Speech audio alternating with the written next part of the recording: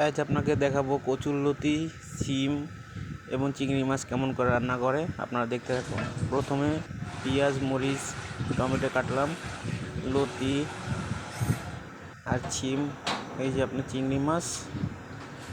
দেখতে থাকুন চিংড়ি মাছ কেমন করে কচুরলতি দিয়ে শিম দিয়ে পাকানো হয়। প্রথমে তেল দেওয়ার পরে আপনার পেঁয়াজ, মরিচ ভালো করে সিদ্ধ করে নিচ্ছে, পরে চিংড়ি মাছ দিয়ে নাড়াচাড়া দিচ্ছে, সুন্দর করে নেড়ে সিদ্ধ করে নিব।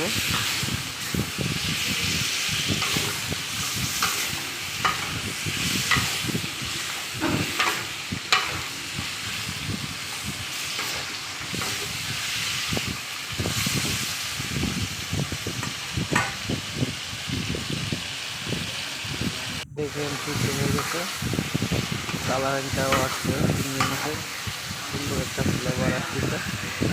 তারপরে এখন দিব হলুদ, অল্প একটু পরিমাণ হলুদের শেষে দিব হলুদ, বেশি দেওয়া লাগবে, অল্প হলুদ দেওয়ার পরে দিব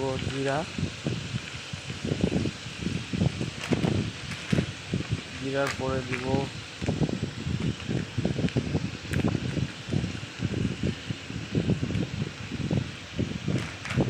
ধনের গুঁড়া।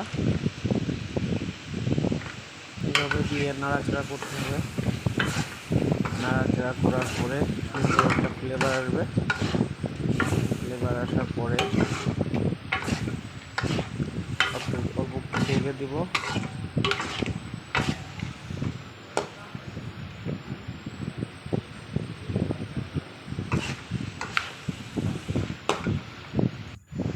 সুন্দর একটা কালার আসছে। এখন এবার দিলাম শিম, অল্প পরিমাণ শিম, কচুরলতি দিব, কচুরলতি দিচ্ছি মাছের উপরে, চিংড়ি মাছের উপরে।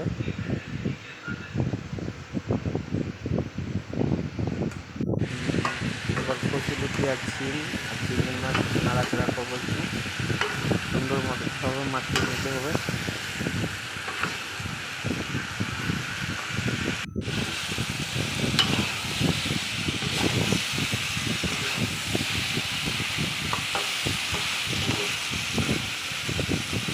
পানি আপাতত দিব না, এখন পানি একটু পরে দিব। এখন দেখেন নাড়াচাড়া দেওয়ার পরে এরকম একটা কালার আসছে।